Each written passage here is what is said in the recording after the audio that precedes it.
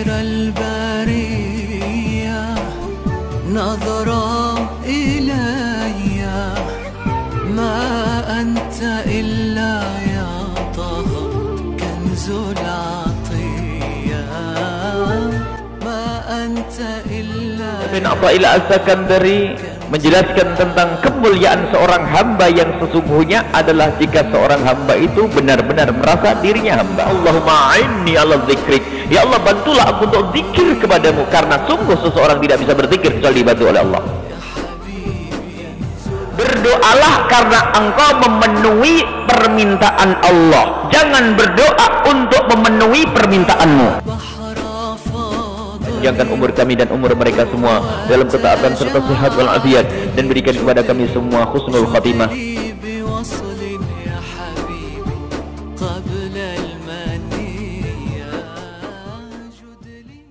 Bismillahirrahmanirrahim.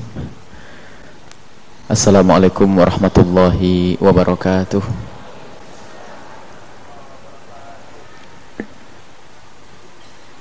Alhamdulillah Al-Fattah alladhi yaftahu li ahibbaihi abwabal khairat wal hasanat.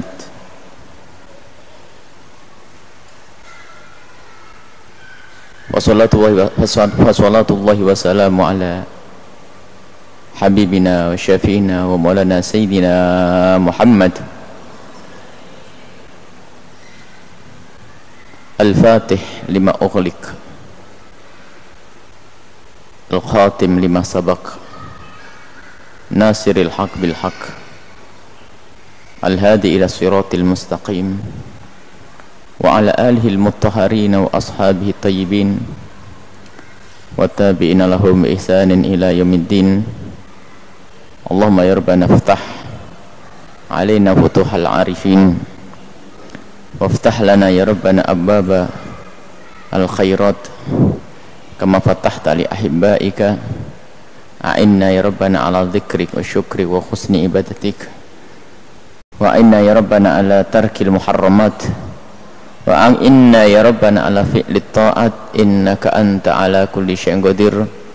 Allahumma ya Rabbana hsyurna ma'a zumrati habibika sayyidina Muhammad wa tahta liwa'ihi. Allahumma ya Rabbana rizukna taubata qabla al-maut wa syahadata 'inda al-maut wal jannata ba'dal maut, amma ba'du. Hadirin hadirat yang semoga senantiasa mendapatkan hidayah bimbingan dari Allah Subhanahu wa taala. Semoga dijadikan oleh Allah ahli istiqomah, sekali memasuki tempat yang mulia semoga tetap dijaga oleh Allah hingga kelak setelah panjang umur dicabut nyawa dalam keadaan mulia, di tempat mulia, mengerjakan sesuatu yang mulia, mati menuju kemuliaan di hadapan Allah Subhanahu wa ta'ala. Baik hadirin hadirat, seperti biasa kita akan langsung membaca muqaddimah, yakni muqaddimah pembacaan kitab hikam yang biasa kita isi dengan membaca satu atau dua hadis dari hadis-hadis yang diriwayatkan oleh Imam Bukhari rahimahullah ta'ala, yang diringkas oleh Ibni Abi Jamrah.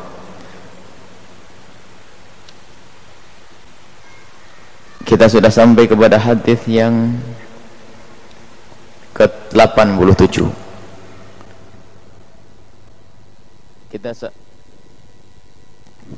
Hadis yang ke-87. Qala al-musannif rahimallahu ta'ala nafa'ana Allahu bihi wa bi ulumihi wa bi ulumikum fi darin amin ila anqal. Diriwayatkan an Abdillahi, diriwayatkan dari Sayyidina Abdullah ibn Mas'ud.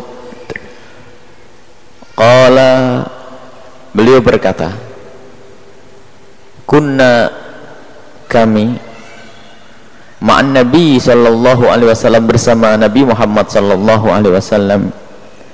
Waqala, kemudian Nabi Muhammad bersabda, man istata'a, barang siapa yang mampu, minkum, di antara kalian, al-ba'ata, untuk menikah, falyatazawwad, maka hendaknya ia segera menikah. Fa innahu, maka sesungguhnya menikah itu adalah aghaddu, lebih bisa menjaga, menutup lil basari kepada mata, wa ahsanu dan lebih bisa menjaga lil farji kemaluan. Wa man lam yastati, jika ada yang belum mampu, fa alaihi maka hendaknya ia memperbanyak bisaumi puasa. Fa innahu maka sesungguhnya puasa lahu bagi orang yang tidak mampu tersebut untuk menikah, wijaun sebagai benteng.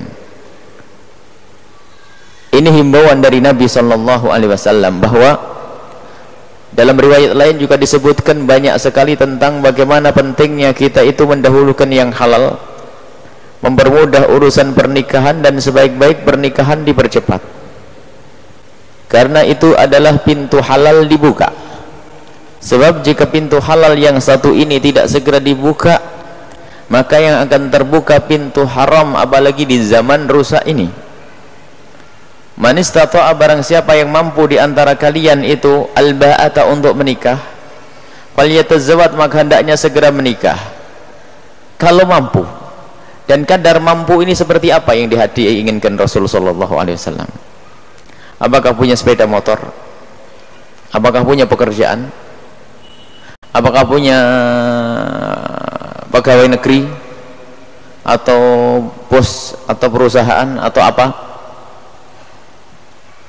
Rasulullah pernah menikahkan putri beliau dengan seorang laki-laki yang bernama Sayyidina Ali bin Abi Thalib.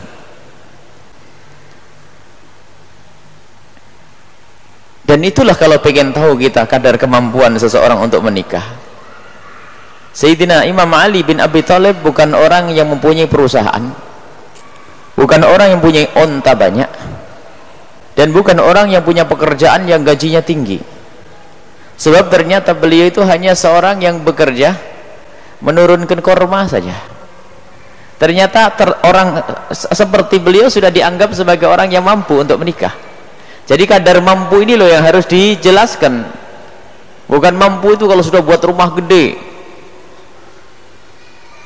tapi ukurannya lagi adalah rasa takutnya kepada perzinaan. Kalau sudah mengkhawatirkan, maka harus segera.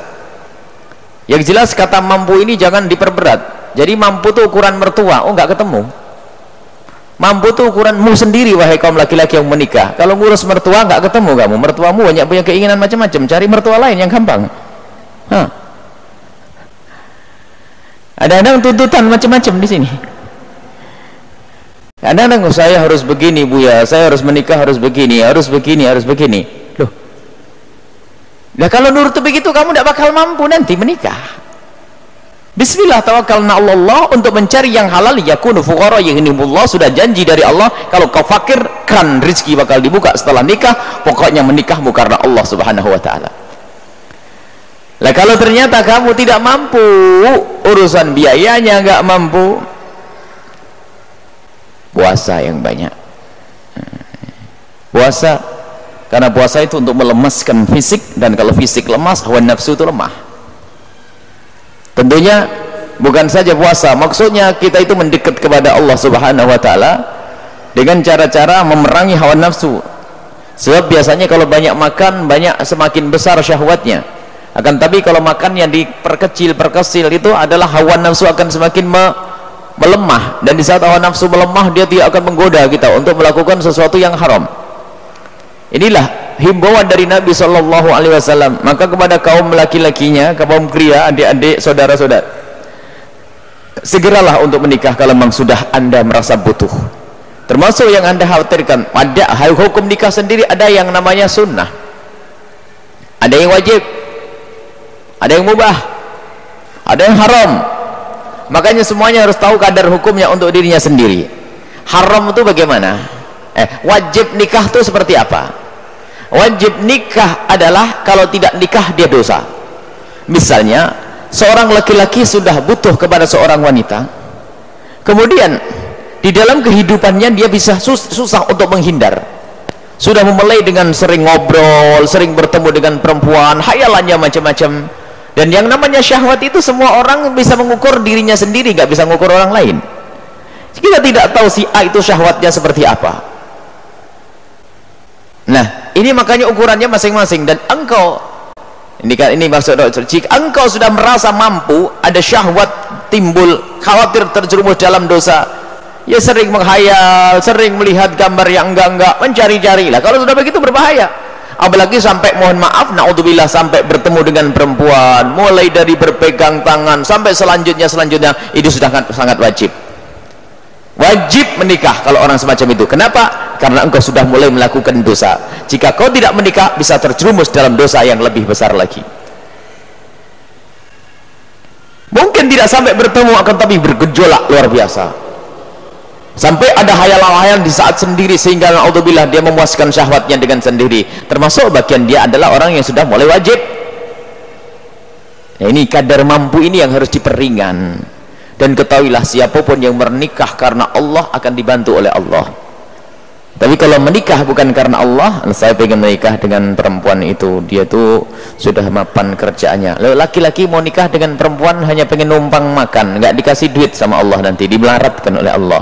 Tapi kalau lelaki berniat, saya menikah dengan perempuan, seorang wanita, saya akan hormati dia, saya akan kasih nafkah. Memang saya sekarang tidak mampu, tapi insya Allah setelah ini saya akan bekerja, dibuka rezeki oleh Allah.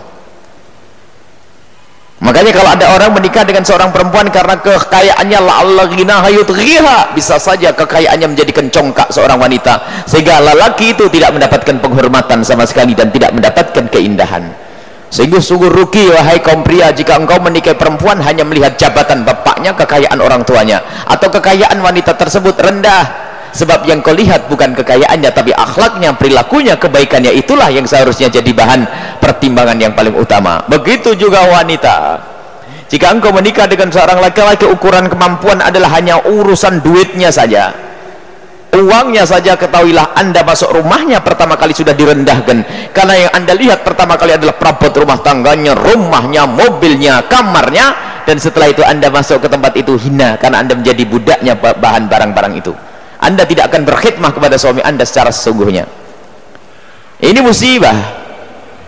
Jadi dipermudah urusan-urusan yang semacam ini, wahai para orang tua. Zamannya zaman rusak. Sebab-sebab orang terjerumus dalam zina ada di rumah kita. Anda yang membeli televisi yang Anda masukkan ke rumah itu mengundang hawa nafsu dan syahwat.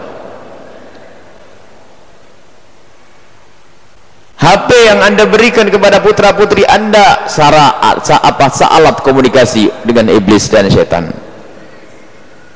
Laptop yang Anda berikan menyimpan sesuatu yang membahayakan anak-anak kita. Jika kita tidak sadar ini semua, Masya Allah, zamannya berubah. Zaman Nabi dan para ulama saja disegerakan pernikahan, padahal zaman itu aman-aman. Mestinya zaman ini sangat wajib untuk dipercepat pernikahan, mempermudah urusan pernikahan. Dan banyak wanita, banyak para orang tua tertipu urusan karir, sekolah dan sebagainya, sehingga urusan dunia lebih dipentingkan. Sehingga ada seorang tua mengatakan, kamu harus selesai kuliah dulu nak. Biar kenapa? Sebab kalau kuliah nanti bisa kerja. Jadi rupanya urusan pekerjaan anaknya lebih diutamakan daripada kehormatan anaknya. Tidak pernah dipikirkan anaknya itu selamat atau tidak, urusan kehormatannya. Berbeda jika anak kita adem ayem, tentrem, tidak pernah berurusan dengan kaum laki-laki. Bahkan kalau digoda kaum laki-laki pun dia sangat menjaga. Itu pun ternyata harus kita pikirkan, tidak boleh dibiarkan begitu saja. Tapi kalau sudah tahu, dan ini adalah dayus alladzi yastakhsinu fi ahlihi, alladzi yukirrul khubtha fi ahlihi. Ad-dayus adalah orang yang enggak punya cemburu. Sudah tahu anak gadisnya mulai pacaran, tenang-tenang saja, ini masuk neraka dulu sebelum anaknya, karena dayus. Jadi anak perempuannya dibawa laki, anak perempuannya komunikasi dengan laki, itu dibiarkan. Dan bapak, kadang-kadang orang yang gagah perkasa, keker, ternyata di saat anak gadisnya punya tamu laki-laki, itu tidak bisa menolak dia, sehingga kalau di kamar mandi dilama-lamain, rokoknya ditambah itu biar bebas anaknya ngobrol. Nanti kalau perlu ditinggal pergi nih, Allah, nggak masuk rumah lama-lama. Model apa ini? Ad-dayuth di dalam fiqri jahannam, di dasar neraka jahannam. Para bapak yang tidak pernah peduli urusan putri-putrinya, kadang-kadang mengatakan belum umur. Ajib, belum umur, urusan nikah pacaran dibebaskan, zina nggak apa-apa. Kalau zina belum umur boleh, kalau nikah belum umur nggak boleh. Ini loh cara timbang yang rusak, luar biasa rusak ini. Masya Allah, cara berpikirnya tuh rusak para orang tua ini. Maka ayo kita benahi cara berpikir kita. Kalau memang Anda ingin perpanjang masa pernikahannya, maksudnya jangan menikah sekarang nak, tapi harus kita letakkan di tempat yang mulia, pendidikan yang mulia, sampai dia juga takut kepada keharaman. Sekarang anaknya kasih HP, gondang ganding sana, Masya Allah, ini orang tua sujudnya tidak akan dianggap oleh Allah. Karena apa? Membiarkan anaknya masuk neraka, ibadahnya akan sia-sia. Karena apa? Dia tidak punya kecemburuan kepada anak-anaknya. Ad-dayuth, dia termasuk dosa gede, yaitu membiarkan anaknya melakukan kemungkaran kayak begitu. Masya Allah. Maka inilah mempermudah urusan pernikahan ini, harus. Adapun urusan sekolahan bisa dikejar bareng-bareng. Asalkan engkau, wahai anak, wahai saudaraku, asalkan engkau ketemu mertua yang benar, akan nyantai, sekolah nyantai. Tapi kalau mertuamu sudah nggak benar, kacau itu. Biasanya mertua nggak benar ini gara-gara seneng duluan, atau ketemu ibu-ibu kalau ketemu menantu nggak bener itu biasanya anaknya seneng duluan. Jadi ibu itu ketemu menantu kok nggak bener, menantu kurang ajar, ini biasanya salah. Anaknya sudah terlanjur seneng, anaknya ibu sudah terlanjur seneng sama seorang laki-laki, waduh, nggak bisa ditolak, harus nikah dengan dia. Atau anaknya ibu laki-laki mau menikah dengan seorang perempuan, wah, kalau sudah gara-gara seneng dulu, ibu bisa salah menantu itu nanti. Sama ibu tidak hormat, tidak menghargai, seenaknya sendiri. Mertuanya akhirnya suruh jadi babu kan, ibu jadi ini adalah karena salah. Jadi mulai dari anak sudah mulai akil balik itu harus diajak komunikasi tentang pasangan supaya tidak salah-salah. Dan tolong ukuran yang kita cari bukan gaji tinggi, tapi kesolehan, kebaikan dia, keinsafan dia, rajin sholat, rajin ngaji, rajin ibadah, hormat ke orang tuanya sendiri, sama orang baik, itu saja. Bukan urusan uang, bukan urusan harta dan materi. Rasulullah kalau pengen mengambil orang kaya raya, ketahuilah siapa yang tidak tahu Rasulullah, pangkatnya paling tingginya manusia. Kalau seandainya menunjuk pria yang paling kaya di Mekah, akan diambil, akan mau dengan Rasulullah. Akan tapi yang dipilih adalah Imam Ali karramallahu wajhah, bukan orang kaya raya. Dia adalah seorang fakir, akan tapi diambil menantu oleh Rasulullah sallallahu alaihi wasallam. Dan ternyata rumah tangga beliau adalah rumah tangga yang sangat indah, yang sangat bahagia. Jadi man istata'a minkumul ba'ata, yang sudah ada kemauan. Jadi ba'ah dimaknai dua. Pertama, kemauan untuk menikah, mohon maaf, bisa menggauli pasangan, ba'ah. Kemudian ditambahkan punya kemampuan untuk biaya. Kemampuan ini bukan berarti harus ada, akan tapi dengan keyakinan saya dengan sambil bekerja saya bisa memberi makan anak saya atau istri saya. Itu adalah sudah wajib menikah jika memang dikhawatirkan terjerumus dalam keharaman. Kalau tidak khawatir terjerumus dalam keharaman, maka hukumnya sunnah. Ini adalah masalah pernikahan. Malam yastati, malam yastati, barang malam yastati, dan yang tidak mampu, wa alaih bisawm, maka hendaknya puasa. Karena yang namanya puasa itu bisa mengekang hawa nafsu dan syahwat. Jadi syahwat itu dikekang. Dan memang benar, syahwat segede apapun sangat mudah kalau kita kekang dengan model wudhu dan model puasa. Tapi harus dibedakan syahwat kayak apa itu. Syahwat yang datang tiba-tiba. Tapi kalau syahwat yang Anda cari, biarpun Anda tidak makan berhari-hari tetap muncul. Beda ya, syahwat yang datang tiba-tiba. Anda seorang yang menjaga diri dari yang haram, tiba-tiba suatu ketika terlihat, tersingkap auratnya seorang wanita, atau melihat sesuatu, atau tiba-tiba terlintas di benak Anda, lalu bangkit syahwat Anda mengambil air wudhu atau berpuasa, reda, itu yang namanya syahwat. Tapi kalau syahwat yang Anda cari, Anda melihat gambar, ngintip orang dan sebagainya, bagaimana biarpun puasa, biarpun gak makan, syahwatnya yang dicari-cari. Lah ini permasalahannya. Ada orang ngomong, Buya saya puasa kok syahwat saya terus banter, televisimu matikan tuh. Syahwatnya dicari-cari, bohong. Itu loh, bacaanmu tuh apa? Yang kau simpan tuh gambar siapa? Rasulullah tidak berbohong. Cukup dengan berwudu dan berpuasa itu akan reda yang namanya syahwat. Kalau ternyata syahwatnya tidak reda, itu biasanya kita duduknya di tempat yang salah. Duduknya ngadep ke sungai yang ada orang mandi di sana. Atau mohon maaf, matanya jelalatan suka ngintip sana. Atau ini bagaimana syahwat bisa direda begitu tuh. Jadi kalau syahwat yang datang tiba-tiba begitu mudahnya untuk dihentikan. Tapi kalau syahwat yang dicari-cari lah, ini susah, karena dia mencari. Bagaimana mencari? Akan kita usir. Sungguh apa yang disabdakan Nabi. Maka dari itu memang ghaddul basar, kullil mu'minina yaghuddu min absarihim, katakan kepada kaum laki-laki agar mereka tutup mata, tidak membiasakan melihat yang haram supaya tidak terkenang-kenang. Mohon maaf, yang namanya syahwat itu cerdas, tangkap. Kita melihat sepintas, pandangan sudah hilang, tapi masih berhayal nih.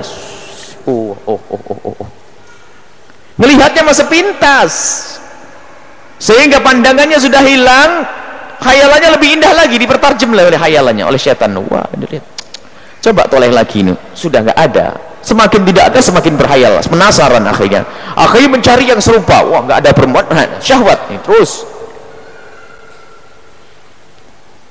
Dan disabdakan oleh Nabi sallallahu alaihi wasallam, ala innan nara huffat bisyahawat. Urusan neraka itu memang ada hubungannya dengan syahwat nih, enak dipandang itu kalau urusan yang haram. Sehingga sampai digambarkan, mohon maaf, orang yang tidak ghaddul basar, yang tidak menjaga mata, biarpun istrinya cantik, mohon maaf, ngelihat orang padahal orang itu jauh. Kalau istrinya nilainya 9, yang dilihat nilainya 4, itu lebih seneng sama yang haram kalau matanya mata yang tidak dijaga. Oleh setan ditonjolkan sesuatu yang tidak dimiliki oleh istrinya. Istriku memang cantik, tapi kayaknya nggak tahu, Anda beda, ini lain nih, ini kata setan tuh. Itulah aja, perhatikan itu. Biarpun dia hitam, biarpun dia begini, tapi lihat ada yang lain tuh, setan. Nah, itu karena apa? Ghaddul basar ini penting. Nah, ini fa innahu lahu wija. Jadi kalau sudah mata bisa kita jaga, maka akan teredam. Kemudian kita nggak akan redam, puasa pun bisa mudah untuk menghentikan yang namanya syahwat. Dari intinya yang diinginkan Rasul ini apa? Ahsan lil farsi, untuk menjaga yang namanya kemaluan. Kenapa kemaluan? Pertama, aghaddul lil basar, mata. Dari mata nanti akan menjadi orang melakukan yang namanya zina. Ahsan lil farji, ahsanul lil farji, yang namanya menikah bisa menjaga kemaluan dari zina. Intinya agar jauh kita dari yang namanya zina, dan sungguh yang namanya zina itu hina. Hati-hati, jangan main-main muqaddimah zina. Yang namanya orang kepleset, yang namanya orang tersesat itu tidak langsung berangkat dari tahun pertama mungkin hanya sekedar pegang tangan, atau mungkin duduk berdua.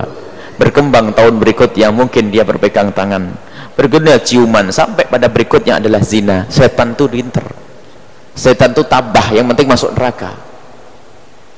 Ini hati-hati ya para muda ini, masya Allah, hubungan suami papa laki perempuan tolong dijaga. Dan amanat di hadapan Allah, wahai para orang tua. Jangan Anda merasa nyaman dan tenang jika sudah menemukan putri Anda punya hubungan dengan seorang laki-laki, biarpun hanya lewat SMS. Kalau Anda biarkan, Anda tidak punya tidak punya greget, maka ketahuilah saat itu Anda adalah termasuk the youth, dan di dalam dasar neraka jahanam lah ini. Akan tetapi bagaimana menindaklanjuti keinginan putri kita? Mohon maaf kalau putri kita sudah mulai SMS-an dengan kaum laki-laki, sebelum terlanjur jauh, sebelum panah asmara itu nancep dalam-dalam itu ya. Maka bagaimana caranya? Kita ajak komunikasi yang baik, tanamkan kriteria tentang lelaki yang harus dicintainya sebelum dia nancep dia. Ajak bicara yang baik. Makanya para orang tua itu harus pandai berkomunikasi dengan putrinya. Sebab kalau Anda tidak komunikasi dengan putri Anda, ketahuilah kalau sudah mulai akil balik, putri Anda pasti akan membicarakan kaum laki-laki. Tapi dengan siapa? Dengan temennya ya. Kalau Anda tidak komunikasi, dia pun komunikasi, rugi lah. Kok temennya adalah ada yang menjerumuskan, ada salam dari sana, dia mencari ini, dia nyebut-nyebut namamu, macam-macam. Jadi komunikasi itu penting, sampai seorang anak itu terjaga.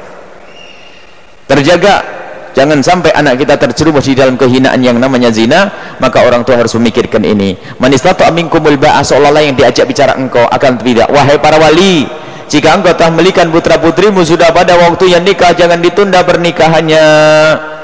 5 hal kalau sudah datang waktunya segera percepat.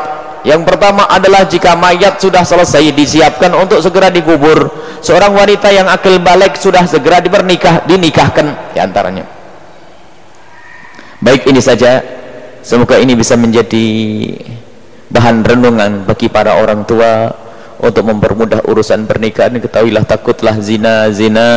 Ada sebagian orang hanya ngejar karirnya, anaknya terbuka kepada orang tuanya, abah, umi, saya pengen menikah abah. Kamu ini baru sekolah, baru kuliah semester 1 mau menikah, bikin malu saja. Loh, terus terang malah dimarahi. Akhirnya anaknya malu, nggak ngomong sama ibunya lagi. Aduh, saya pun paling ngomong nanti dimarahin lagi, mending diem-diem. Sementara di luar dia sudah punya kekasih. Akhirnya, baiklah ibu, saya akan melanjutkan sekolah. Akhirnya kuliah sambil pacaran. Setan terus berbisik, akhirnya benar dia dapat sarjana plus pezina. Ibunya masuk neraka dulu tuh.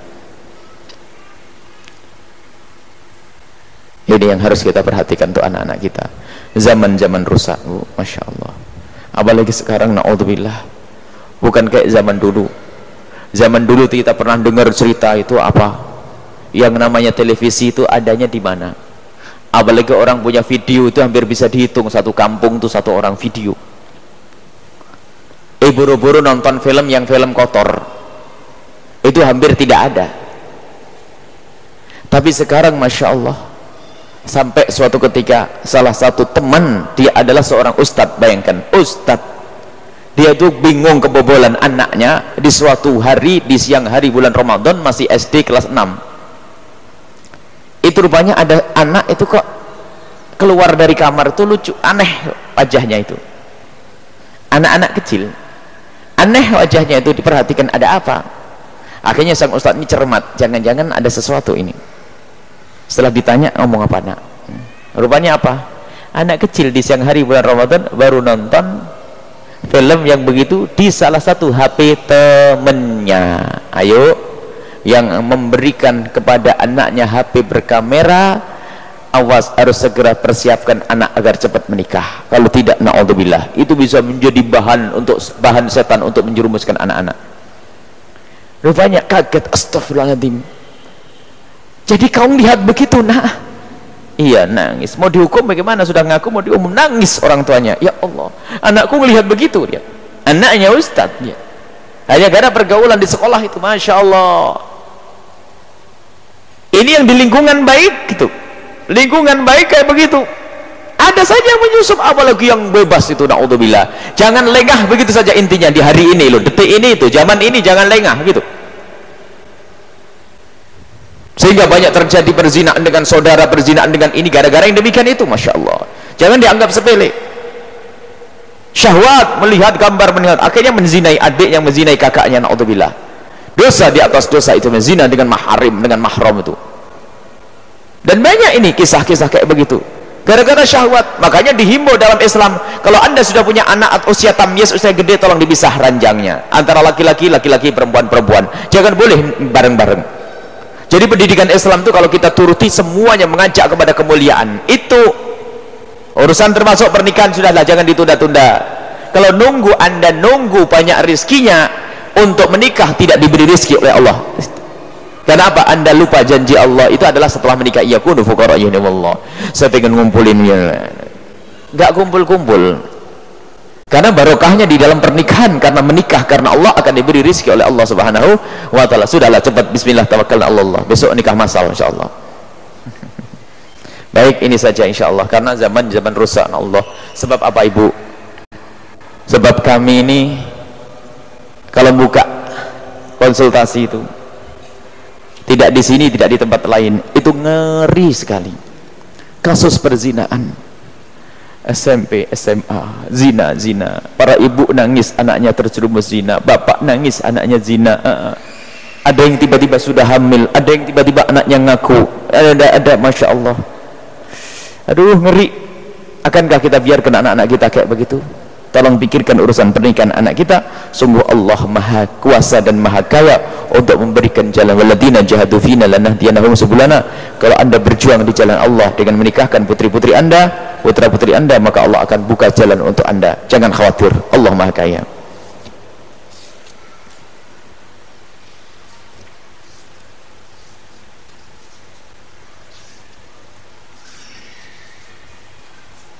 Kita sudah sampai kepada hikmah.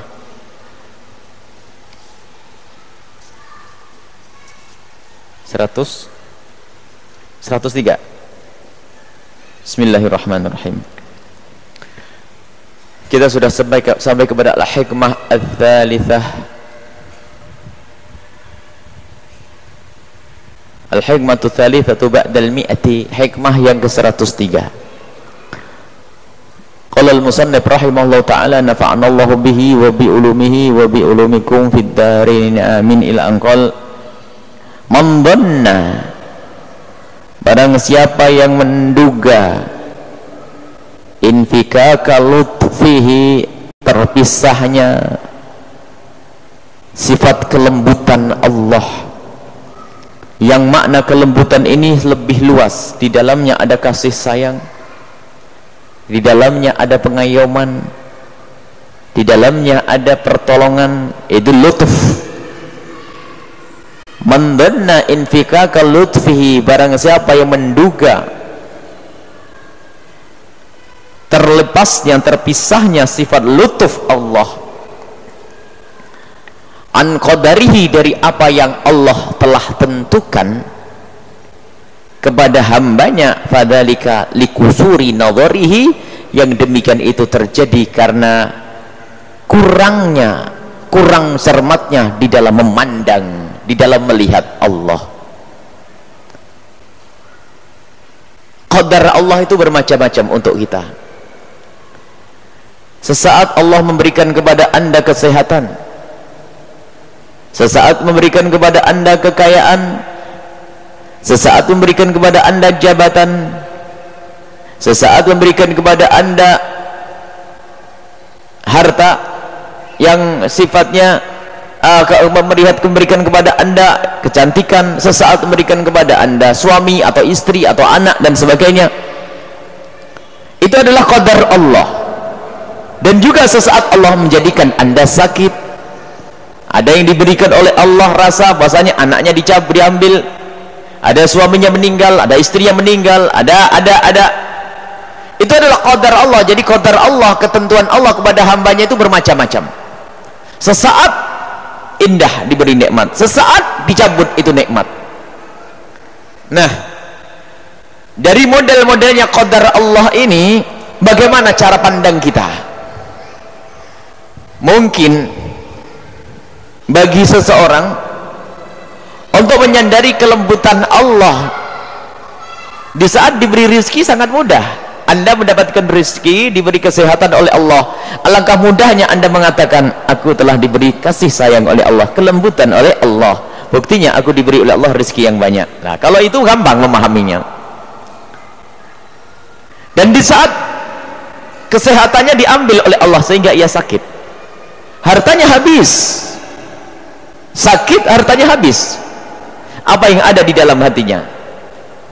Kalau dia mengatakan lutuf Allah sudah tidak ada lagi untukku, kasih sayang Allah sudah nggak ada lagi untukku, kalau dia ngomong begitu lah, ini dhanna infikaka lutfihi, menduga bahasanya kelembutan Allah, sifat lembut Allah itu terpisah dari ketentuan Allah. Allah menentukan kepada Anda sakit, lalu Anda menduga bahasanya Allah sudah tidak berlutuf kepada saya, Allah tidak memberikan kelembutan kepada saya. Maka ketahuilah, kalau ada orang menduga kayak begitu, dia tidak cermat, pandangannya itu pandangan yang tidak tajam, tidak cerdas. Kenapa? Lah ini Ibn Athaillah As-Sakandari mengajari agar kita punya pandangan cerdas, jangan kusurin nadhar, harus hiddah, nadharnya yang tajam. Tidak boleh kita pendek dalam cara pandang, kurang, jadi itu picik. Sehingga dalam bab lain disebutkan tentang husnudzon billah, berprasangka baik kepada Allah dalam segala hal. Jika Allah memberikan kepada Anda kenikmatan, maka kita syukur kepada Allah. Tapi di saat Allah mengurangi itu semua, tidak ada alasan kita untuk berprasangka buruk kepada Allah. Sebab kalau berprasangka buruk kepada Allah ini, seperti hikmah ini, menganggap Allah sudah tidak kasih sayang lagi, Allah tidak memberikan sifat lutuf, Allah tidak memberikan sifat lutuf, Allah tidak disampaikan Allah tidak berlutuf lagi, kalau lutuf itu berlemah lembut kepada kita, Allah tidak berlembut, memperlakukan kita dengan kelembutan. Jadi kalau suudan kepada Allah, prasangka buruk kepada Allah, itu artinya kita menduga Allah tidak memperlakukan kita dengan kelembutannya. Dan lembut ini maknanya apa? Jadi lembut itu kapan? Makna kasih sayang itu kayak apa sih? Apakah kasih sayang itu harus selalu karunia yang sifatnya zahir begitu, terlihat ini pemberian ini? Bukan. Itu kan pandangan yang pendek. Karunia itu bukan sekedar pemberian ini. Kadang sakit itu karunia yang amat besar. Dan ini diulang-ulang oleh Ibn Athaillah Al-Sakandari, makna yang serupa, agar kita itu jangan sampai masuk kepada bab kita menduga kepada Allah dengan dugaan yang jelek. Kalau sudah menduga kepada Allah dengan dugaan yang jelek, itu hakikat kehinaan buat kita, karena Allah tidak akan memberikan rahmat kepada kita, karena kita sudah suudzon kepada Allah. Ana inda dhanni abdi bi. Kalau kita menduga kepada Allah dengan kebaikan, Allah kasih yang baik untuk kita. Sehingga seorang hamba yang soleh, di saat diberi oleh Allah sakit, ia bersyukur. Bahkan suatu ketika ada orang yang diberi oleh Allah sakit berminggu-minggu, berbulan-bulan, kemudian setelah itu ada orang yang berjanji mau mengobati, dia menolak. Aku tidak perlu diobati, karena aku menduga bahwasanya dengan inilah Allah mencintaiku.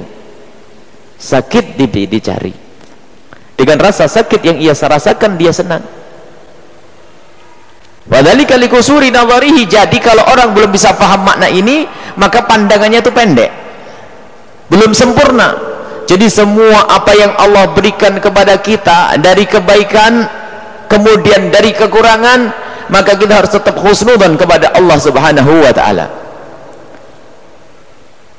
Sebab semua kehancuran, misalnya kehancuran, kekurangan, tentu di balik itu Allah menghendaki bagi kekasihnya ahli iman untuk kemuliaan. Biarpun kemuliaan itu kadang tidak dilihat di dunia, hanya dilihat di akhirat nanti.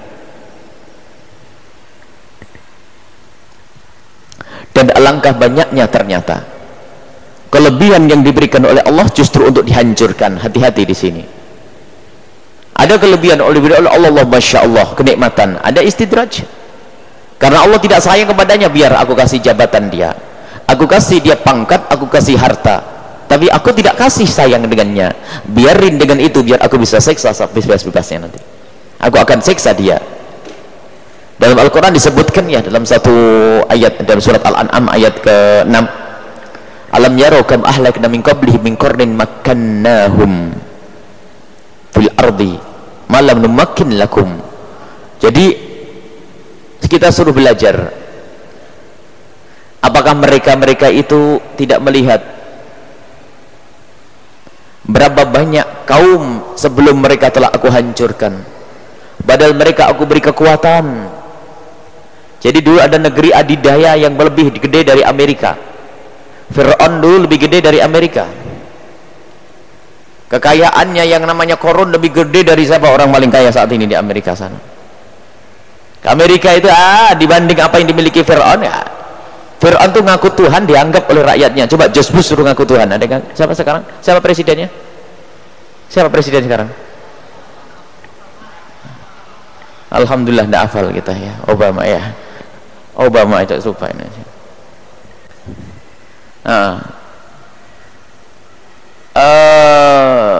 Ngaku Tuhan nggak dianggap tuh, karena nggak punya kelebihan. Kalau Fir'aun dahsyat itu, apa saja bisa dilakukan itu, hebat, sampai ngaku Tuhan dianggap tuh. Tapi bagaimana Allah menghancurkannya? Kecil. Jadi ada orang-orang lebih gede dari ente, hai Amerika, lebih gede dari ente, hai orang-orang yang fasik. Ente fasik dengan kekayaanmu, kau membanggakan kekayaanmu di Cirebon. Dulu ada orang lebih kaya dari ente, atau balik sebentar, mau apa itu? Warsalna sama alaihim midraro, aku beri hujan mereka, subur tanamannya. Waj'alna al-anhara tajri min tahtihim, sungai-sungai mengalir, punya istana mewah, raja hebat, kekayaan. Fa ahlaknahum bidunubihim, ternyata mereka itu bukan orang taat, sehingga aku hancurkan mereka karena dosa-dosa mereka. Wa ansha'na min ba'dihim qarnan akharin, kemudian aku hadirkan generasi-generasi yang lain. Jadi ketahuilah bahwa tidak semua kelebihan, kenikmatan yang diberikan oleh Allah adalah kemuliaan. Kalau tidak kita syukuri, maka itu akan menjadi bencana, dan biarpun kelihatannya nikmat, ternyata itu bukan nikmat. Begitu sebaliknya, kehancuran itu sendiri ternyata bagi ahli iman adalah sebagai kemuliaan. Termasuk sakit, sudah sering kami ulang-ulang, kalau ada seorang hamba muslim, cuman permasalahannya itu menanamkan keyakinan di dalam hati kita, ini yang perlu. Kalau ada seorang mukmin yang mendapatkan musibah, itu kan salah satu dari 3. Kurang jelas apa? Yang pertama, Allah karena ingin mengampuni kita. Yang kedua, karena Allah ingin mengangkat derajat kita. Yang ketiga, karena Allah ingin menyiapkan pahala yang banyak nanti. Jadi bukan sia-sia. Jadi kalau sakit untuk kita itu kelihatannya kelihatannya kita dicabut dari nikmat Allah. Tapi sebetulnya lutuf Allah, Allah sayang kepada kita, Allah kasih kepada kita, karena Allah ingin memuliakan kita di akhirat sehingga kita dikasih sakit. Jadi intinya, apapun yang Anda rasakan, jangan sekali-kali suudzon kepada Allah. Allah sudah tidak sayang kepadaku, tidak rahmat kepadaku. Aku diberi sakit terus. Sampai aku ini, Masya Allah, ada satu orang cerita, aku juga sholat, aku juga puasa, tapi aku tetap melarat. Anakku sakit, masuk rumah sakit, aku tidak bisa ngobatin. Yang satu tabrakan, yang satu macam-macam ini. Sudah. Nah, karena modelnya begitu, sudah suudzon kepada Allah, tidak bakal dibuka jalan untuknya. Jadi kalau ketimpa musibah, langsung saja lapang. Allah ingin mengangkat derajatku, Allah ingin mengampuniku, Allah ingin membuatkan pahala untukku. Nah, ini untuk sampai derajat keyakinan ini loh yang dicari oleh Imam Ibn Athaillah Sakandari. Makanya hampir diulang-ulang terus, sampai dikatakan bahasanya Sayyidina Isa alaihissalam berkata, tidak akan disebut sebagai seorang alim kalau belum bergembira jika kedatangan yang namanya musibah. Musibah tidak dicari, nggak boleh dicari. Tapi seorang alim yang kenal Allah, arif waliullah, itu adalah di saat tertimpa musibah itu justru senang. Bukan mencari musibah, tolong dibedakan ya. Mencari musibah tidak boleh. Mencari musibah tidak boleh. Jalan merem biar ditabrak, nggak bener. Mencari musibah tidak boleh. Tapi ukurannya adalah orang mulia, orang yang arif kenal Allah adalah di saat ditimpa musibah ternyata tidak merubah dirinya kepada Allah, justru tambah senang di saat seperti itu. Karena apa? Allah telah mengirim kepadaku sebab pengampunan dosa kepadaku. Dan sungguh namanya sakit sendiri tidak bisa diminta. Sakit tidak bisa diminta. Ada sebagian oleh Allah diberi sakit lama baru meninggal. Allah sayang sebetulnya. Dan ketahuilah, sakit yang dirasakan di dunia, misalnya ada orang mulai lahir sampai mati 60 tahun sakit di ranjang, dan dia sabar, subhanallah, itu sangat sebentar 60 tahun dibanding kenikmatan yang bakal dirasakan nanti setelah itu. Berapa tahun kenikmatannya? 60 tahun yang dirasakan di atas ranjang itu sebentar, sudah berlalu begitu saja, dan dia setelah itu mati. Ternyata di alam barzah mendapatkan kenikmatan. Kalau kita berpikir panjang kayak begini, cuman permasalahannya ini kesadaran untuk sampai di sini itu susah, sehingga diulang-ulang oleh Ibn Athaillah Sakandari dengan kalimat yang berbeda agar kita sampai kepada titik bahasanya apapun yang diberikan Allah kepada ahli iman itu ada maknanya, sehingga kita tidak punya kesempatan untuk suudzon, berprasangka buruk kepada Allah Subhanahu wa taala. Ini terus prasangka baik kepada Allah. Allah akan memberikan kepadaku gini, Allah. Jadi berprasangka baik kepada Allah. Nah, ini jangan sampai ada dugaan bahasanya Allah nggak memberikan kasih sayang lagi kepada kita, Allah tidak memberikan kelembutannya kepada kita. Ini adalah tidak diperkenankan. Kalau ada orang mengatakan Allah tidak memberikan kelembutannya kepada kita, maka saat itu orang itu pandangannya itu yang sempit. Dia tidak kenal Allah secara sesungguhnya. Allah nggak butuh dengan hartamu kalau kau tahu. Kalau jabatanmu ditarik, diambil oleh Allah, Allah nggak butuh jabatannya, karena Allah sudah jadi Tuhan. Allah adalah Tuhan. Kekayaanmu diambil oleh Allah, Allah nggak butuh dengan kekayaanmu, karena yang memberikan kekayaan adalah Allah. Salah satu keluargamu meninggal, Allah pun juga tidak butuh, karena Allah yang menciptakannya. Maka harus kita yakini setelah itu Allah tidak akan mengambil dari hambanya kecuali Allah akan ganti yang lebih hebat. Nah, kalau keyakinan ini dibangun, dia dapat. Kalau Allah mengambil dari kita apapun yang pernah diberikan oleh Allah kepada kita, Allah bakal ganti, pasti bakal ganti, karena Allah tidak butuh. Asalkan apa? Kita relakan untuk Allah. Sakit rela, ya Allah aku sakit, yang memberi adalah Allah, semoga ini sebab pengampunan, Allah akan ganti ini. Kalau memang tidak diganti di dunia, Allah akan ganti di akhirat. Alangkah nikmatnya nanti di akhirat itu. Cuman ini adalah pangkat tinggi kayak begini itu. Ada orang sakit, alhamdulillah, diobati nggak mau, saya rela. Lah ini kan wali besar ini ya. Sudahlah kita wali kecil aja lah, penting jangan ngeluh ngadu gitu ya. Wali besar itu Masya Allah, terima kasih. Kalau tidak sakit seminggu nangis, kita sakit sebentar nangisnya seminggu, ini kan bermasalah memang itu. Ingat-ingat terus. Nah, memang inilah pembelajaran ini penting. Jadi berprasangka baik kepada Allah itu harus terus. Apapun yang diperlakukan oleh Allah kepada Anda, ketahuilah itu adalah untuk kepentingan Anda. Bahkan ada sebagian orang itu tidak bisa diingatkan kecuali dengan sesuatu yang keras, karena terlalu terpesona dengan selain Allah. Contoh saja,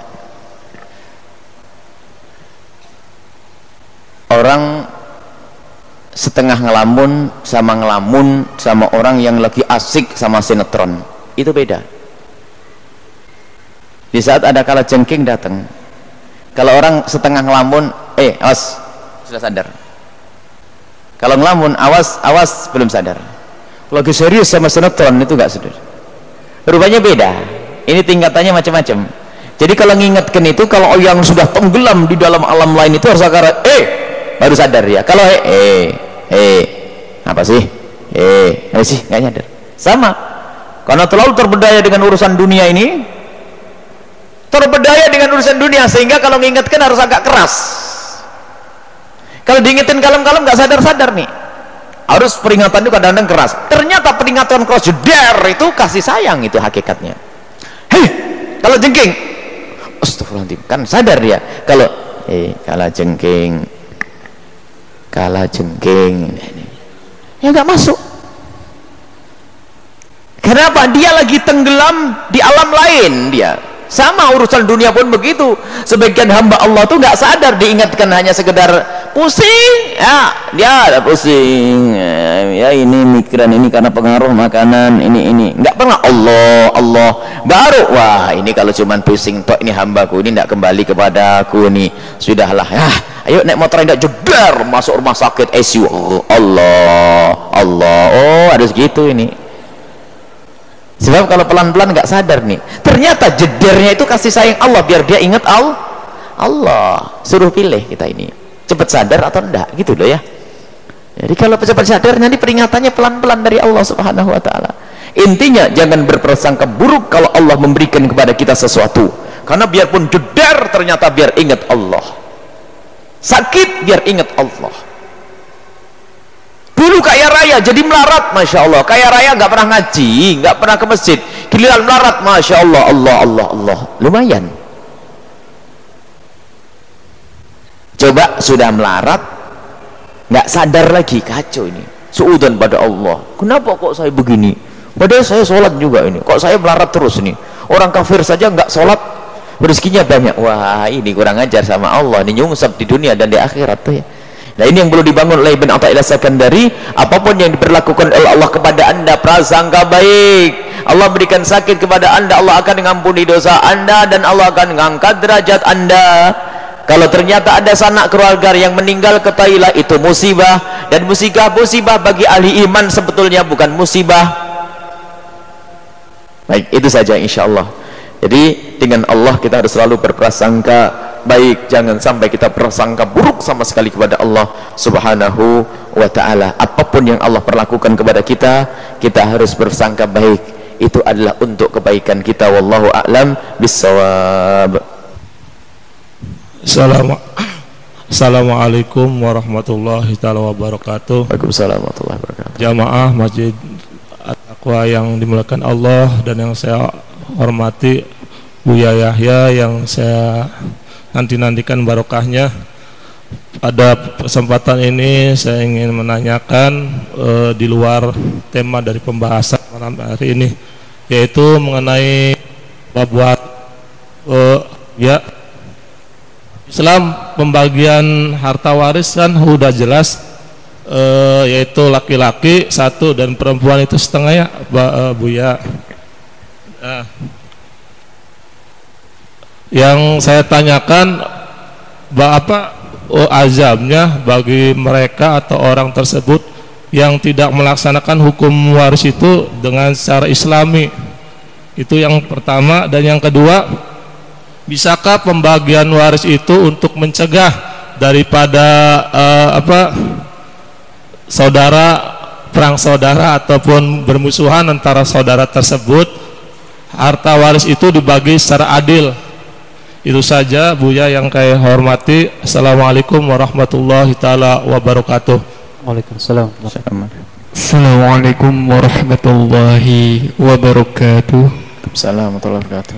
Buya yang dimuliakan Allah, kami ingin minta penjelaskan tentang surat An-Nur ayat 35. Allahu nurus samawati wal ard dan seterusnya. Itu saja minta penjelasannya. Wal afu minkum wabillahi taufiq wal hidayah. Wassalamualaikum warahmatullahi wabarakatuh. Assalamualaikum warahmatullahi wabarakatuh. Pada saya tanyakan adalah mungkin seputar musyrik. Yang pertama yang sering saya kalau adalah menyekutukan Allah, kita pertolongan kepada selain Allah, kemudian juga mempercayai ada kekuatan selain kekuatan Allah. Bagaimana kalau kita minta bantuan atau pertolongan kepada polisi misalnya, pada polisi untuk menjaga harta benda kita? Kemudian bagaimana kalau kita minta pertolongan kepada jin yang dipercayai juga bisa menjaga harta benda kita? Kemudian juga bagaimana kalau kita minta pendapat, petunjuk melalui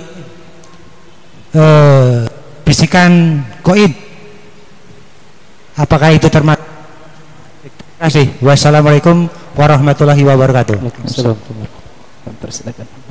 Assalamualaikum warahmatullahi wabarakatuh. Assalamualaikum warahmatullahi wabarakatuh. Ya, saya menanyakan mengenai sholat yang tidak khusyuk, Bu ya. Apakah harus diulang gitu?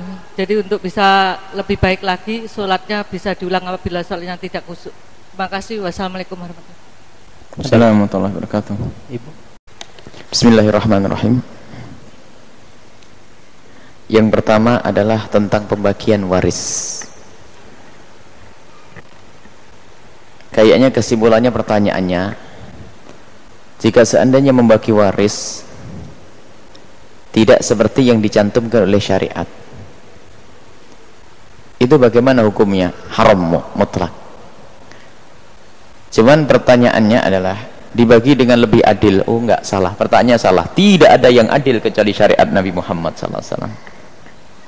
Yang paling adil adalah warisan caranya Rasulullah. Tidak ada yang lebih adil dari apa yang telah diajarkan oleh Rasulullah. Enggak ada. Kelihatannya adil, tidak adil. Mau dibagi sama, dibagi rata. Dibagi rata itu boleh, tapi syaratnya bagi kaum laki-laki yang mendapatkan jatah banyak harus rela. Kalau perempuannya masa mau-mau saja, karena dia bakal lebih jatahnya. Dan jangan dianggap ini adalah tidak adil pembagian waris kayak begini tuh. Islam tuh beritahu tentang kewajiban, ditata ini kewajiban. Sebagian memang ini cara pandang biji, masya Allah. Jadi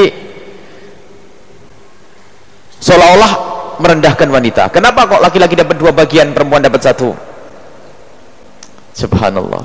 Sudahlah patuh dengan syariat Nabi Muhammad, maka diberkahi harta ini. Tapi kan jelas kelihatan tidak adil. Masa saudara laki-laki saya dapat 200 juta, saya dapat 100 juta, jauh bener nih. Saudara laki-laki saya dapat 2 juta sama dapat 3 juta, mana tidak adil nih? Subhanallah. Ada permasalahan yang banyak itu dalam urusan nafkah itu. Hikmah daripada ini semua ada, kalau dirinci itu bakal ketahuan adilnya Islam itu. Sampai kita gambarkan gini saja ya. Contoh, kalau ada seorang tua meninggal dunia, meninggalkan anak laki-laki dengan perempuan, meninggalkan duit 30 juta. Berarti kalau 30 juta, anak laki-laki dapat berapa? 20 juta. Anak perempuannya dapat berapa? 10 juta. Jujur, setelah itu mereka sama-sama ingin menikah, coba ya. Cuman di kampung itu menikah itu biasanya maharnya 20 juta. Bagi kaum laki-laki, kalau menikah wajib beri mahar berapa? 20 juta. Coba Saudara laki-laki yang dapat duit 20 juta akhirnya menikah, ngasih mahar berapa? 20 juta. Duitnya tinggal berapa? Habisnya. Adik perempuan yang menikah dengan laki-laki dikasih mahar 20 juta, duitnya tinggal berapa? 30 juta. Banyak. Setelah itu punya anak 10. Ayo, anak adik perempuannya tadi kalau punya anak 10 yang ngasih nafkah siapa? Suaminya. Yang laki-laki sudah duitnya habis tadi, punya anak 10, harus ngasih nafkah. Kurang jelas masih. Sudah jelas, sudah edar. Islam itu adil, jangan diganggu sudah. Cuman barang ada banyak kaum laki-laki yang merasa adik perempuannya belum punya kerjaan, aku rela dek, yuk bagi rata saja. Kerelaan dari kaum laki-lakinya itu mah kemuliaan, tapi jangan dipaksa. Jangan dipaksa. Dan sungguh masalah ini masalah yang halus sekali. Masalah waris itu halus sekali, kadang-kadang terbetik di dalam hati itu ketidakpuasan. Mungkin ada suatu ketika saya seorang laki-laki, saudari perempuan saya berkata, yuk dibagi rata saja. Sudah ngudum, nggak bisa. Subhanallah. Sama saudaranya begitu. Atau saudari perempuannya dibagi secara waris, nggak bisa, saya pengen bagi rata. Kalau sudah mulai ribut urusan waris, jelek semuanya itu orang. Semuanya pasrah bagaimana syariat selesai. Kemudian setelah itu sebagai kakak anak laki-laki, karena dia mungkin sudah punya kerjaan dan sebagainya, adik perempuannya kok belum, ini adalah kelegaan hatinya. Sedekahku buat adikku, nggak apa-apa, bagus. Tapi jalankan dulu syariat secara sesuai dengan apa yang diajarkan oleh Nabi Muhammad SAW. Jangan diganggu gugat. Kemudian kalau ternyata Anda punya saudari adalah memang nggak mampu dan sebagainya, oh kelebihan Anda, kalau perlu Anda nggak usah ngambil, hebat lagi itu. Sudahlah dek, karena abang sudah punya rumah dan toko, warisan ini buat ente semuanya. Hebat itu silaturahmi aslinya. Nah itu kalau pengen menghilangkan pertikaian kayak begitu, menghilangkan pertikaian, menuntut bagi rata, wah nggak bener itu, ngajak bertikai itu, ngajak perang. Sebab kalau sudah ditentukan oleh syariah nggak ada yang protes, aman semuanya. Jadi kalau membagi warisan tidak sesuai dengan syariat, hukumnya haram. Dan boleh dibagi rata, tapi syaratnya semuanya sudah tahu jatahnya, dan yang jatahnya lebih gede yang merelakan baru itu boleh. Dan itu juga cara Islami. Jadi cara Islam itu sesuai dengan hitungan waris yang sudah ditentukan. Yang kedua adalah dengan cara damai. Damai yang sesungguhnya, bukan damai kepaksa. Ada damai kepaksa karena nggak enak saja. Gimana bang, dibagi rata aja ya? Ya enak. Kepaksa, bukan begitu. Kalau perlu yang laki-laki mengusulkan, sudah dek, nggak usah dibagi secara itu, bagi rata saja yuk. Oh, kalau yang ngomong yang laki-laki mah hebat itu. Kalau yang ngomong dari yang perempuan pertama biasanya nggak ada baiknya ini. Jadi harus dari pihak laki-laki yang mengajangi jembar, ya dek bagi rata aja dek. Masya Allah, alhamdulillah, ini baik. Ini makna. Jadi tidak ada yang adil kecuali ajaran Nabi Muhammad sallallahu alaihi wasallam. Baik. Kemudian masalah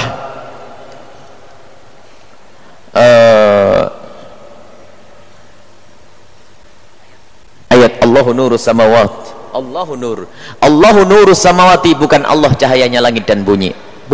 Akan tapi para ahli tafsir semuanya menjelaskan Allahu nurus samawati. Artinya Allah yang mencahayai langit dan bumi, bukan cahayanya langit dan bumi, akan tapi Allah yang mencahayai, yang menerangkan langit dan bumi. Artinya tidak ada cahaya semuanya kecuali Allah yang kasih. Ada matahari, ada rembulan, ada ini, Allah yang buat. Allahu nurus samawati wal ard. Allah yang munawwirus samawati wal ard. Para ahli tafsir mengatakan munawwir maksudnya yang memberikan penerangan, kejelasan, cahayanya. Itu saja, mau ditafsir sampai akhir. Kita tadi ditanyakan ini, mungkin ada jangkal, kok Allah cahaya? Bukan, Allah bukan cahaya. Allah yang menciptakan cahaya. Cahaya makhluk. Cahaya makhluk. Dan cahaya bisa dijangkau oleh indera mata, dan Allah tidak bisa dijangkau oleh indera, karena Allah bukan cahaya, tapi Allah yang menciptakan cahaya. Jadi Allahu nurus samawati wal ardi, Allah adalah yang memberi cahaya langit dan bumi, itu maknanya. Kemudian minta tolong itu boleh,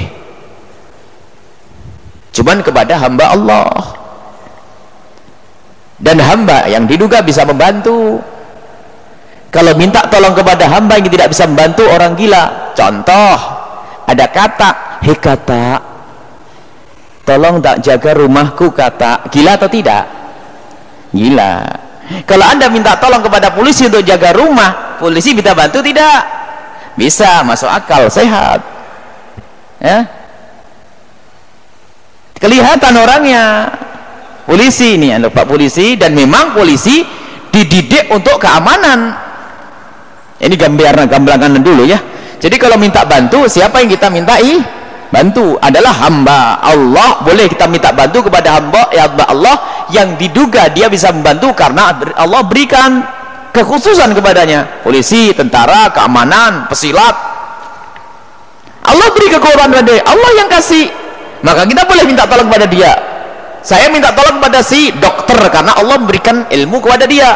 Dokter, tolong saya, obatin saya. Yang kasih sembuh siapa? Allah. Nggak ada masalah minta tolong kayak begini nih, asalkan tetap keyakinan kita yang ngasih adalah Allah. Dan kita wajib bersyukur ini ada pendidikan dari Allah. Tapi ingat, yang kita minta tolongi adalah hamba Allah yang sekiranya mampu. Tapi kalau hamba yang tidak bisa mampu, kita sakit. Contoh ini urusan sama jin, ngelihat apa enggak ini dibohongin sama jin nanti. Urusannya macam-macam. Ini biasanya orang memang hobi sama jin tuh. Jadi orang ada cita-cita pengen jadi jin kayaknya nih, dikit-dikit sama jin, puasa jin, baca surat jin, sini jin. Akhirnya betul, saya punya teman akhirnya dipanggil jin dia itu, karena dikit-dikit cari ilmu jin. Disebutkan dalam Al-Quran, kau akan capek jika urusan dengan mereka itu.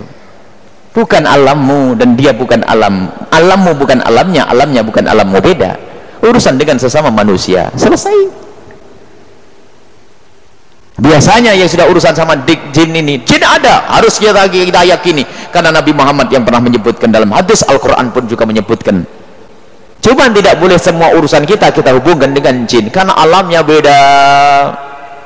Alam jin dengan alammu tidak sama, nggak bertemu, alamnya beda. Jin pun tidak bisa masuk alam manusia kecuali dengan upaya mereka. Dan di saat mereka masuk alamnya manusia, masuk alam materi, kena pukul juga sakit. Sehingga kalau engkau mencoba ingin memasuki alamnya kabulkan, bakal diganggu oleh mereka. Maka ada orang gila di saat urusan sama jin itu ada, karena mencoba masuki alamnya jin. Sama jin itu, Syekh Mutawalli Sya'rawi menjelaskan bahasanya, jin itu alamnya beda dengan kita. Mereka ingin mengganggu kita. Memang ada jin iseng itu. Ada jin iseng, tidak tahu dengan ilmu atau apa, mungkin dapat ijazah dari guru-guru yang aneh-aneh ini, dari guru jin juga, punya ilmu, pengen ketemu manusia, pengen apa? Pengen masuk alamnya manusia. Masuk alamnya manusia, dia goda manusia, dipukul, sakit dia. Dia masuk alam jin lagi, gila mungkin begitu. Sama orang dikit-dikit wiritan pengen ketemu jin, bener ya, besok gila kan. Sudahlah, ada urusan-urusan yang macam ini. Jadi kalau minta tolong yang jelas lah. Kalau ada orang minta tolong sama Nyi Roro Kidul, aneh lagi ini. Sekarang Nyi Roro Kidul menurutmu hamba Allah atau dewa atau Tuhan gitu? Hah? Ya, setengah hamba setengah Tuhan, itu sudah syirik di sini. Kalau Anda katakan hamba Allah, kata siapa itu hamba Allah? Ya, saya kurang tahu. Oh, berarti kayak orang minta tolong sama katak tadi, nggak jelas kan? Orang minta tolong kepada katak, hei katak, tolong aku, jaga aku. Atau besi, hei besi. Nah, orang nggak tahu bagaimana dia minta tolong. Dia nggak sadar, dia nggak paham mana-mana ini. Jadi minta tolong kepada sama manusia tidak syirik, kepada hamba Allah dan kita yakini sebagai hamba, dan memang begitulah sunnatullah, maka boleh. Wa ta'awanu 'alal birri wat taqwa, kita diperintahkan oleh Allah agar tolong menolong dalam kebaikan dan ketakwaan. Disuruh tolong menolong, bukan syirik. Minta tolong kepada manusia bukan syirik. Minta tolong kepada sama manusia bukan syirik. Karena manusia adalah bisa kita minta tolong dan ngerti bagaimana menolong.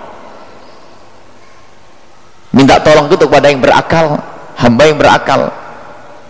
Kalau kita sama kerbau minta tolong atau menggunakan kerbau? Hah? Anda minta tolong sama kerbau? Hah? Ya enggak lah. Hei kerbau, aku tolong, dekatnya enggak ada. Sudah, pakai saja. Karena apa?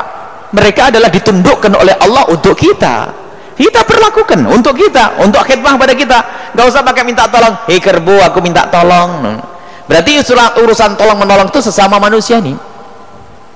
Kalau dia sangkut pautnya bukan urusan manusia, nggak ada tolong menolong di situ. Akhirnya ada orang nyupang cari duit, urusan setan. Nah ini karena bukan urusan manusia, babnya beda. Bisa masuk bab syirik di sini. Kalau minta tolong ini sesama manusia, wa ta'awanu, perintahnya kepada manusia, jangan urusan sama jin, jangan urusan sama setan. Kalau sudah urusan sama setan, nanti urusan sama danyangan, kemudian anda gendruwo, wewe gombel, nanti kemenyan segala macam. Ya, kacau nih, syiriknya di situ. Iya, kadang-kadang orang sehat minta tolongnya kepada setan, ya. Pakai sesajen, sudah tidak karu-karuan, komat kamit, panggil ini Nyi Roro Kidul, ini nyawa roh nyambah ini, roh nyambah itu sudah di neraka atau di surga itu. Jadi boleh minta tolong kepada sesama manusia.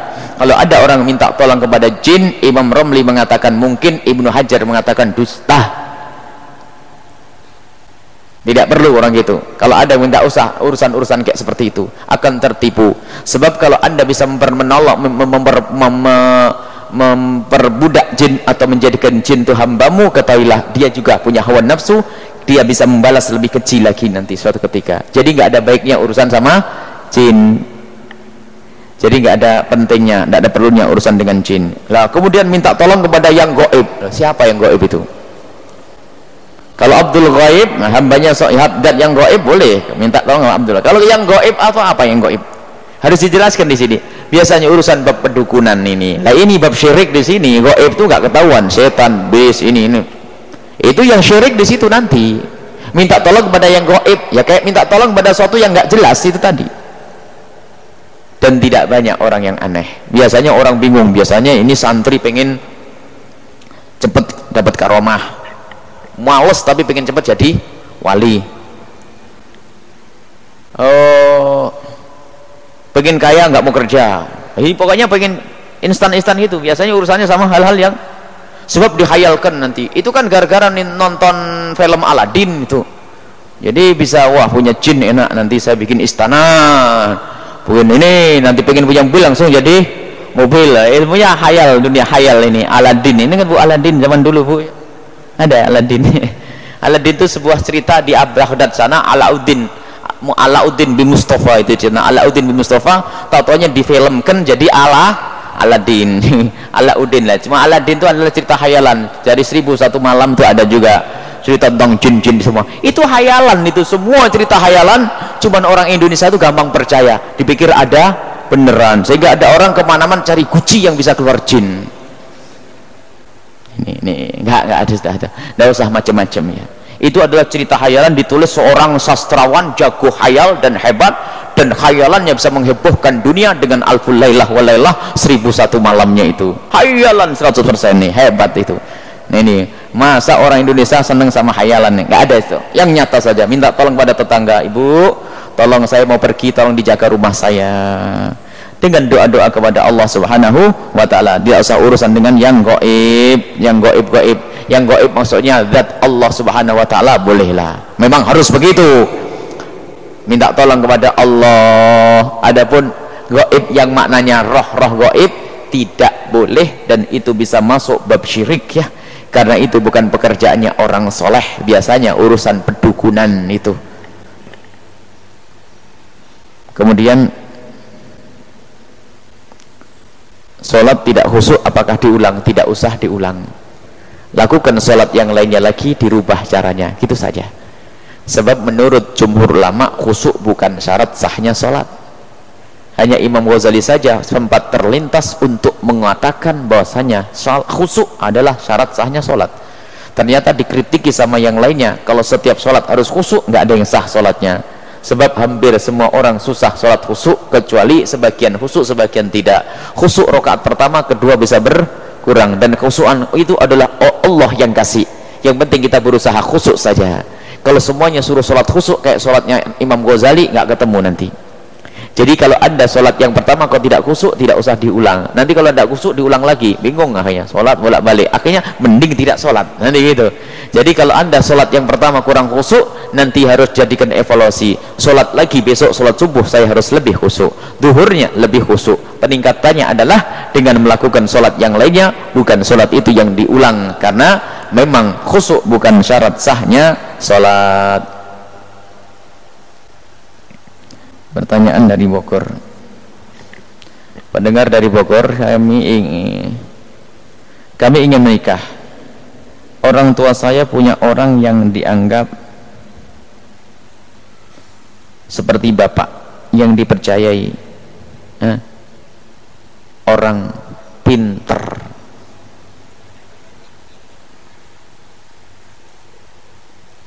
Sebentar.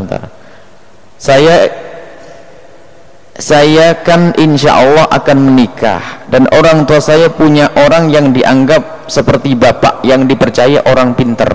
Mohon maaf yang bertanya, orang pinter di Jawa Barat itu beda sama orang pinter di Jawa Timur.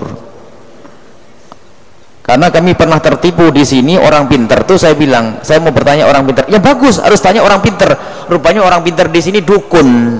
Wah, kacau nih. Jadi kalau kami orang pinter itu ya orang yang berilmu, gitu. Sepahaman kami waktu di Jawa Timur dulu, orang pinter ya atau orang yang berilmu. Masuk di sini orang pinter nih ada makna lain, dukun rupanya ya.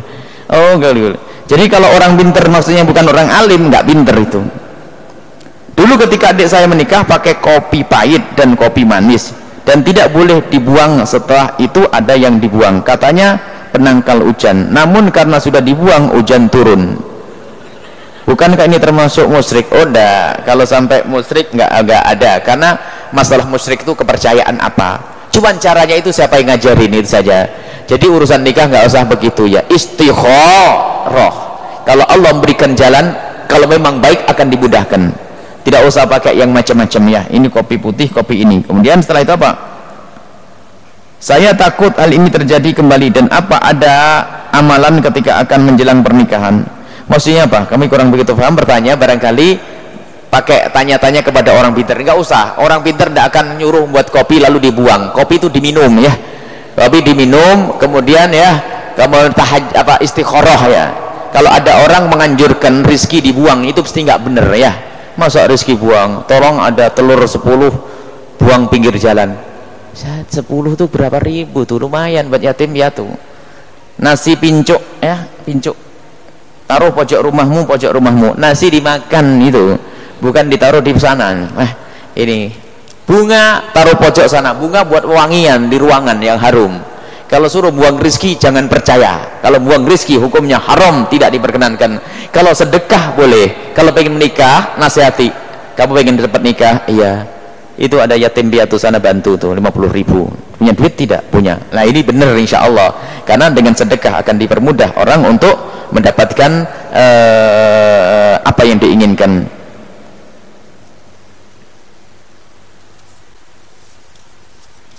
Apa ini? Ini pertanyaan kapan ini? Baru ini? Insya Allah sudah cukuplah, yang lainnya semoga Allah memberikan kemudahan kepada kita semua yang pengen menikah cepat menikah, amin. Dapat pasangan yang baik, bahagia, senang ngaji, senang ibadah, dimudahkan rezekinya. Tapi ingat, hindari yang haram. Kalau melakukan yang haram diperpanjang masanya, tidak segera nikah. Allah akan hukum itu.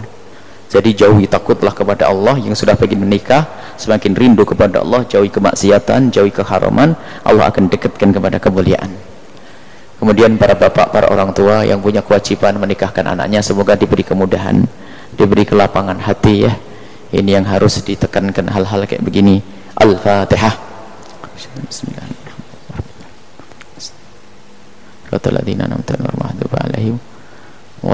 Amin ya rabbal alamin. Semoga Allah mudahkan urusan pembangunan pesantren yang alhamdulillah sudah berjalan. Penyempurnaan ada sudah fondasi mudah ini alhamdulillah. Semoga akan dikirim oleh Allah orang-orang yang tulus, yang bisa menyelesaikan itu semuanya, dan semoga yang sudah berjuang diberi keikhlasan. Dan juga masih ingat bahwasanya ada tanah yang pernah kita beli, sisa tanah itu ada yang kurang sekitar 200 jutaan ya. Tapi ingat, mintalah kepada Allah, tolong sisihkan waktu. Apakah setelah saat ini sholat 2 rakaat atau nanti bangun malam sholat 2 rakaat sholat hajat, agar Allah menyelesaikan urusan pembayaran tanah itu, kemudian agar Allah subhanahu wa ta'ala memudahkan urusan pembangunan pondok putra dengan pondok tahfidz. Kemudian pondok juga lagi mencari sumur saat ini, cari sumur yang sekiranya airnya bisa bersih biar enak, dan alhamdulillah air sudah ada tapi kurang bersih sehingga banyak kuning, kadang-kadang kuning. Ini adalah banyak hajat untuk kepentingan anak-anak santri, kepentingan orang-orang yang menuntut ilmu. Semoga Allah mudahkan semuanya. Yang membantu akan diberi keikhlasan, akan dilapangkan rezekinya, dilipat gandakan pahalanya, dijaga keluarganya, dijaga imannya, berkatil Habib Muhammad sallallahu alaihi wasallam. Al-Fatihah.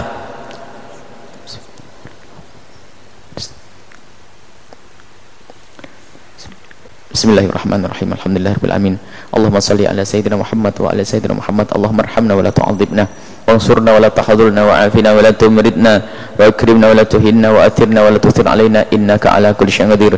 Allahumma ya Allah, ya Allah, muliakan kami ya Allah, muliakan kami ya Allah, muliakan kami dengan iman, muliakan kami dengan ketakwaan, jauhkan kami dari sebab kehinaan, jauhkan kami dari menfitnah, jauhkan kami dari difitnah, dan jauhkan kami dari merendahkan ya Allah, merendahkan orang lain ya Allah. Muliakan kami di dalam rumah tangga kami, wujudkan keindahan dalam rumah tangga kami, wujudkan kebahagiaan dalam rumah tangga kami. Dan yang belum menikah dan mereka sudah punya keinginan untuk menikah atau sampai derajat ingin menikah, maka mudahkan urusan pernikahan mereka ya Allah, dan bantulah mereka, berikan kemudahan ya Allah, lapangkan rezeki mereka ya Allah, jaga kehormatan mereka ya Allah, ya Allah, ya Allah, ya Allah. Dan kepada orang tua yang hadir di tempat ini, yang mempunyai anak-anak yang sudah waktunya menikah atau sudah ada punya keinginan untuk menikah, maka kami mohon jaga anak mereka dari hinanya zina, dan mudahkan mereka untuk menikahkan putra putri mereka dalam kemuliaan, menuju kemuliaan dengan cara yang mulia, membuahkan kemuliaan kelak di surga bersama kekasihmu Nabi Muhammad ya Allah. Ya Allah, yang hadir ke tempat ini ya Allah, hamba-hambamu, berikan kepada mereka ketulusan ya Allah dalam berjuang di jalanmu, ketulusan di saat mereka hadir ke tempat ini ya Allah. Seperti engkau telah kumpulkan kami di tempat ini, maka kami mohon jangan kau keluarkan kami dari tempat yang mulia ini ya Allah, jangan kau keluarkan kami dari perkumpulan yang mulia ini. Maka kami mohon seperti kau mudahkan kami bertemu, berkumpul di tempat ini, maka kumpulkan kami kelak di surga bersama kekasihmu Nabi Muhammad ya Allah. Seperti engkau pertemukan jasad kami, maka pertemukan hati kami dalam cinta karenamu ya Allah. Ya Allah yang maha tahu hati kami, yang maha tahu siapa yang hadir di tempat ini, maka kami mohon berikan kepada mereka semua segala kebahagiaan ya Allah. Ya Allah, berikan ketulusan, keikhlasan semua yang berjuang kepada bersama kami, yang berjuang di pesantren sana Al-Bahjah ya Allah, berikan kepada, dan pesantrennya para ulama semua yang berjuang di situ ya Allah, berikan ketulusan, keikhlasan ya Allah. Engkau lebih tahu siapa mereka ya Allah. Ketulusan, keikhlasan ya Allah, ketulusan, keikhlasan. Maka kami mohon berkailah hatinya, berkailah jasadnya, berkailah keluarganya, berkailah hartanya, berkailah umurnya, berkailah ilmunya ya Allah. Sungguh Engkau maha kuasa ya Allah, ya Allah. Ya Allah, mudahkan segala urusan kami semua, lapangkan rezeki kami, yang sakit sembuhkan, yang punya hutang mudahkan kami dalam bayar hutang kami ya Allah. Bukalah pintu halal untuk kami ya Allah, pintu halal ya Allah, bukalah pintu halal dalam urusan rezeki kami, rezeki yang halal. Bukalah pintu halal untuk semua ya Allah, mudahkan urusan pernikahan mereka ini ya Allah, dan jauhkan dari zina yang hina dan kau hinakan ya. Jauhkan dari zina yang hina, dan jauhkan kami dari membicarakan orang zina ya Allah. Jauhkan dari zina semua ini ya Allah, jauhkan dari zina yang hina, busuk dan kau hinakan. Dan jika ada di antara mereka yang terpleset, ada yang pernah terpleset, terjerumus dalam muqaddimah zina atau zina, maka kami mohon ampuni mereka dan tutup aib mereka di dunia sehingga di dunia tetap mulia, dan tutup aib mereka di akhirat ya Allah sehingga tidak kau siksa, dan mudahkan mereka untuk mendapatkan yang halal ya Allah, yang halal ya Allah, yang halal. Dan mohon panjangkan umur kami dalam ketaatan serta sehat walafiat. Ampuni orang tua kami dan guru-guru kami, berikan kasih sayangmu kepada mereka mereka dan ampuni kami, murid kami dan orang-orang yang bersama kami. Ya Allah, berikan kasih sayang-Mu kepada mereka, berikan kepada kami dan mereka semua husnul khatimah, mati dalam keadaan iman, dan kami mohon ya Allah, jadikanlah ucapan kami di akhir hayat kami kelak saat Kau cabut nyawa kami adalah kalimat agung dan mulia, la ilaha illallah Muhammadur Rasulullah, la ilaha illallah Muhammadur Rasulullah, la ilaha illallah Muhammadur Rasulullah sallallahu alaihi wasallam. Rabbana atina fid dunya hasanatan wa fil akhirati hasanah wa qina adzabannar. Wa sallallahu ala sayyidina Muhammadin wa ala alihi wa sahbihi wasallam. Walhamdulillahi rabbil alamin. Al-Fatihah.